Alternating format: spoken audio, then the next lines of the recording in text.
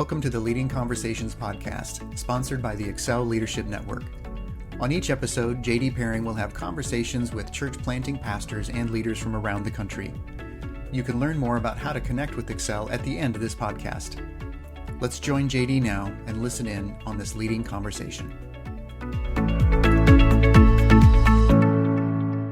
It is great to have Chris Kirish with us today on the Excel Leadership Podcast.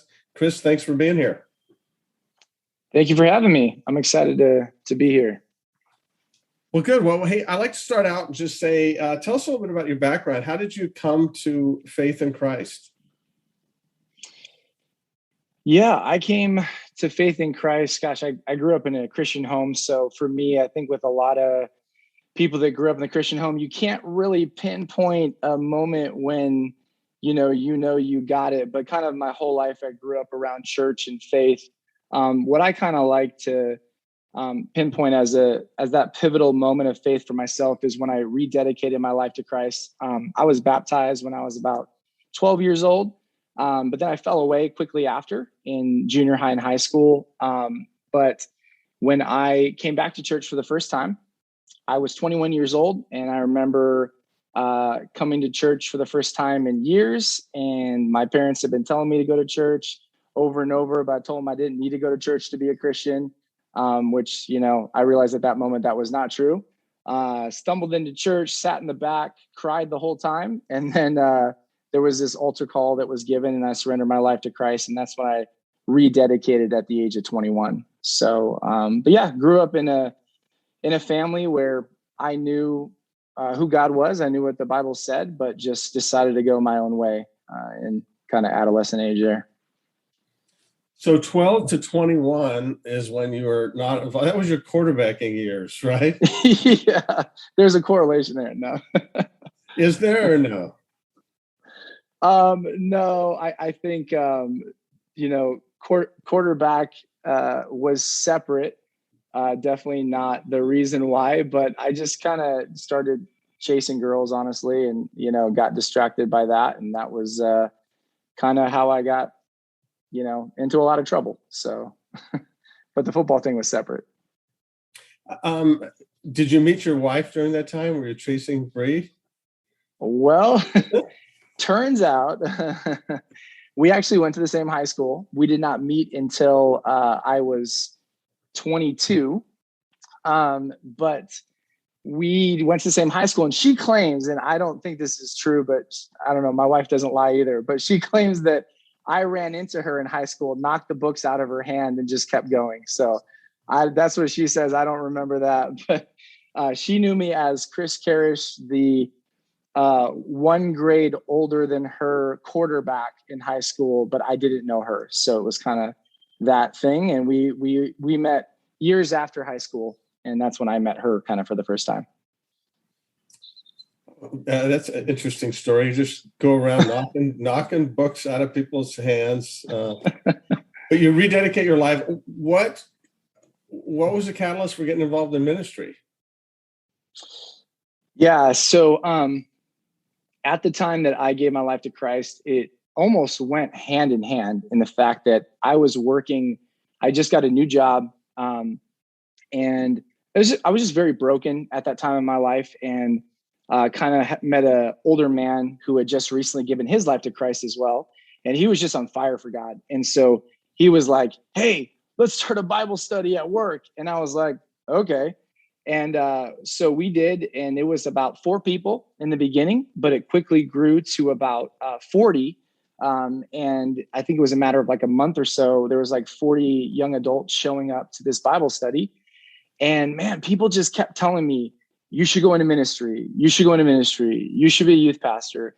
And I've told people I very much had a Jonah calling in the fact that I kept running away from that. And one day God kind of hit me in the face with something. And he spoke actually through somebody who came to my Bible study. And at that point, I just kind of said, all right, God, I hear you. So I joined a local youth ministry at the church that I'd given my life to Christ recently.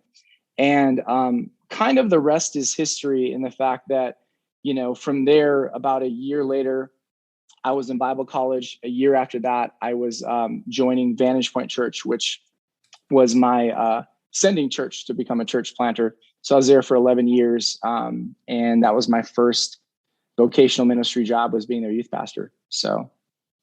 And was Vantage Point a fairly new church at the time? Yeah. So Vantage Point was about a year and a half into my understanding, maybe closer to a year. And I joined them. They did not have a youth ministry at the time.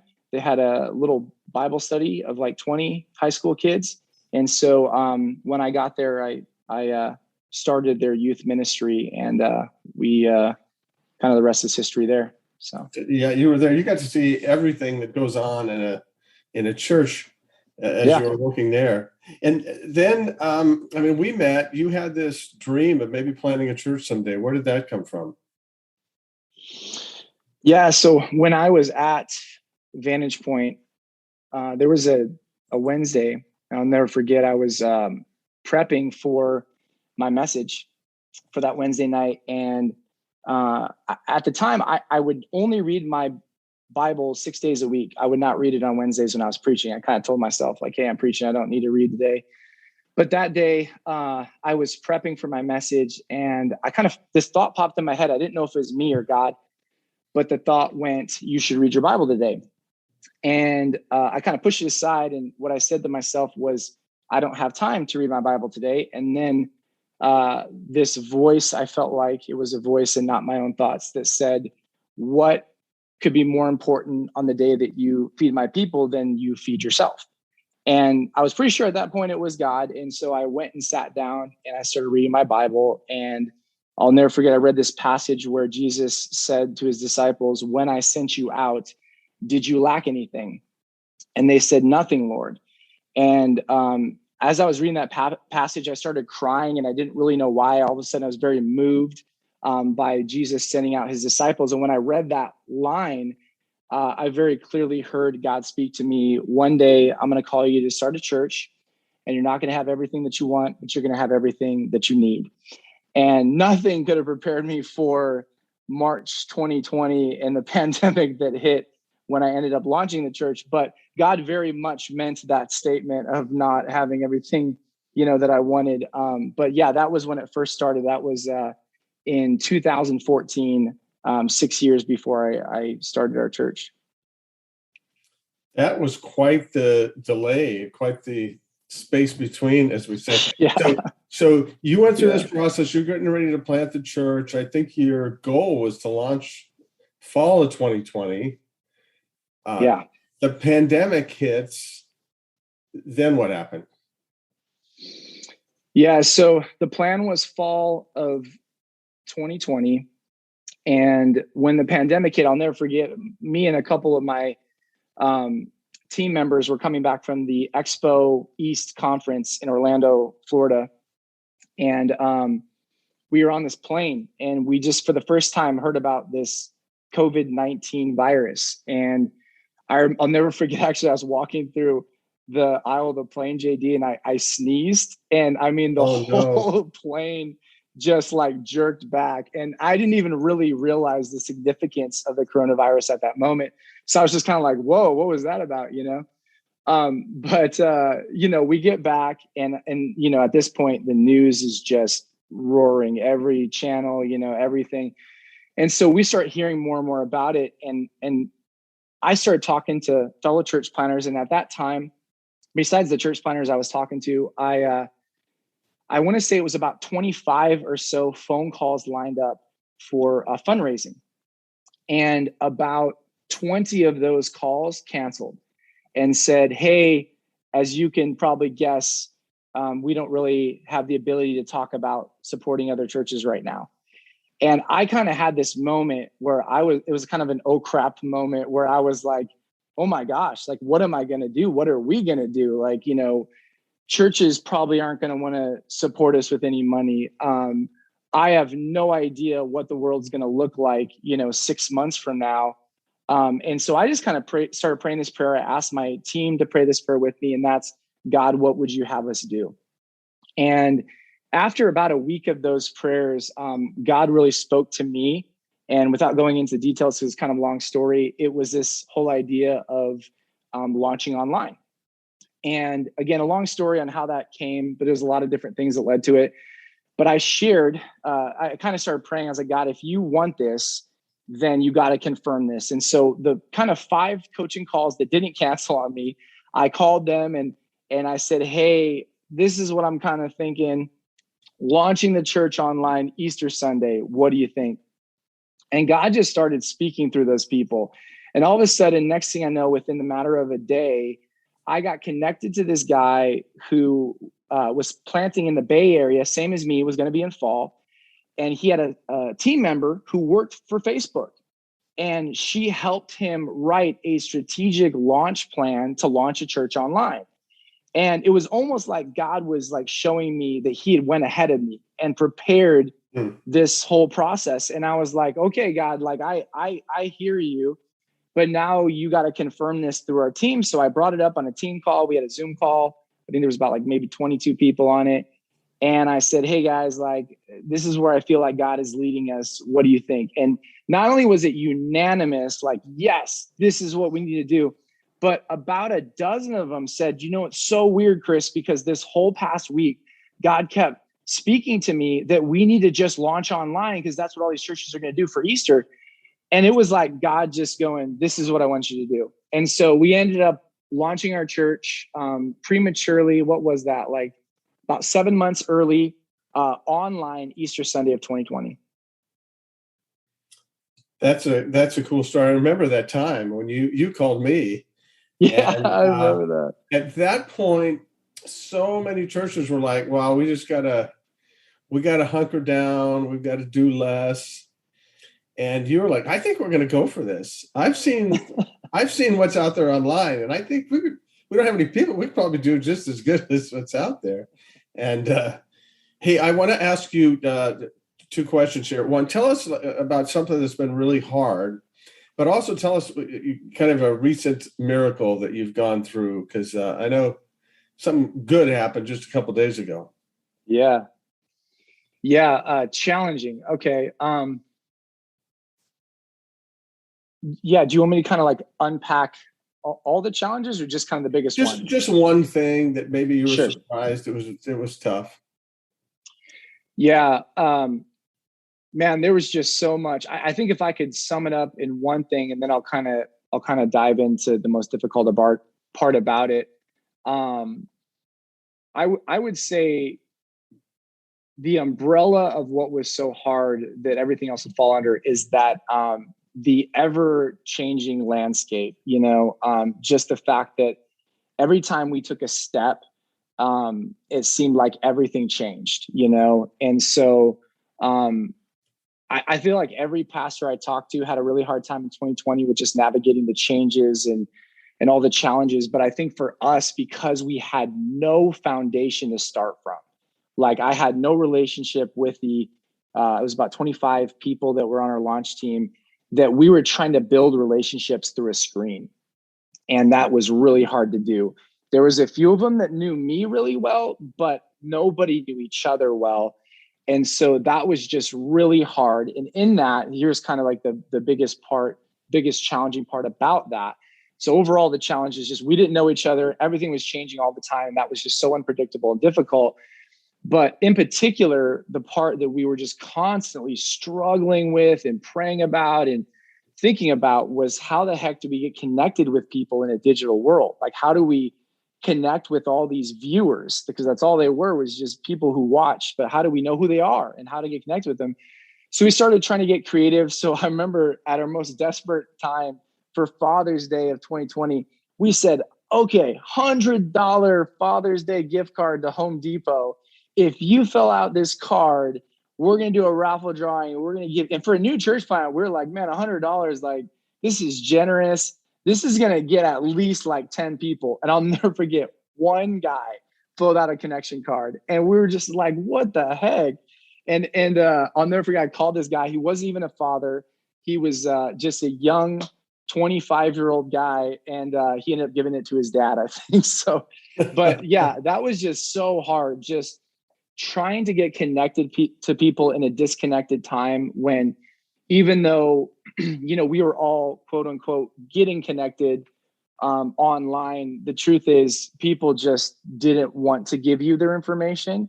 And so we just had to get really creative on how to get that.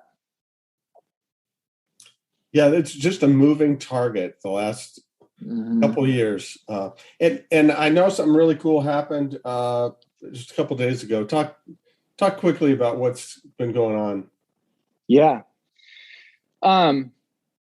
Well, TM reached out to me and let me know about this incredible opportunity. And that's that there was a church about 20 minutes away from where we're at in downtown Long Beach. And this church over the past 4 years had been in decline. And they were weighing one of their, I think it was 4 options to possibly join a church plant. And so the opportunity came of, hey, would you be willing to throw your hat in the ring of a possible, kind of church merger with this church that is kind of been in decline? And so to be honest, when I first heard it, I think you actually first reached out to me, JD, and then it was talking to Mark and a couple other people. I kind of was not interested in it because I think, honestly, I was trying to pinpoint what it was. I think it was pride in me that I was just kind of like, okay, I don't want to join some other church, and I don't, want my story of a church plant to be that we joined some other church and got their property. Like, in my mind, God was just going to provide miraculously, and one day we're going to build our own church building or something like that, or acquire. So in my mind, it wasn't what I had planned, but I just kind of said to God in a prayer, all right, God, I'm just going to take a step and see what you do. And I think with every step I took, God just kind of began confirming that this is what he wanted. And it's definitely not what I wanted. It even is across the Long Beach border in Lakewood, which was not something I was excited about. I mean, it literally just on the other side of a street that separates the two. But I just was like, nah, Lakewood, no. But I realized step by step that God was confirming this is what he wanted. And I think one of the most important things for me, JD, was I knew I would have to love these people. And so I started praying, all right, God, if this is what you want us to do, then you got to confirm that through the people. And my wife and I on the first visit just very quickly fell in love with these people. I mean, they're faithful. Some of them have been here for over 50 years, a couple of them over 60 years. And it was just incredible seeing their faithfulness, their genuineness, and just how hungry they were to grow and reach people far from God. And so for us, that was the big thing, is we cannot lay aside our mission, which is, reaching people far from God. So they have to be about that. And hearing them say, we don't know how, but we want to reach people far from God, was to us the confirming thing, and how willing they were to do it. So it's just been an incredible process of God revealing his plan. So. And where are you in that process? Oh yeah. So this past Sunday, they voted 100% unanimous that they wanted to join Renovate Church, our church plant, and make me their pastor. So I'm now actually sitting in our new church office here. So first day in the office. Wow. That's great. Hey, I want to end with this. What is just a leadership tip you'd have for us? Everything that you've gone through so far, what's a little tip you would have for other leaders out there? I think for me, one of my mentors said it best when he said, church planning is a journey to the end of yourself. And I really believe that in this journey of planning a church, it's been just kind of one moment after another of God helping me come to the end of myself, the end of my pride in so many situations, the end of my plan and what I thought would be. And, I feel like every church planner thinks they should have more money by now, more people by now. And every pastor, wants more of both of those. But for me, at the same time, seeing just how much better God's plan is. I have a plan, and often I think it's pretty good, but I've learned that, part of this whole process of planting is as much about what God wants to do in you than what he wants to do through you. And so for me, it's been honestly painful at times, but necessary, the work God has had to do in me. And so I guess if there's any tip, it's just, I feel like if there's anything I've done right, it's just constantly trying to get on my knees and go, God, what would you have us do? While at the same time reaching out to people wiser than me to say, hey, this is what I think God's saying, but is this crazy, or does this sound like something we should do? So I think the combination of trying to hear from God and letting other people speak, letting God speak through other people into your life to confirm things has been really what's led to the success of where we're at. That's a good word. Thank you for that challenge and that reminder. We have a plan and we think it's really good. God's plans are much better and often much different.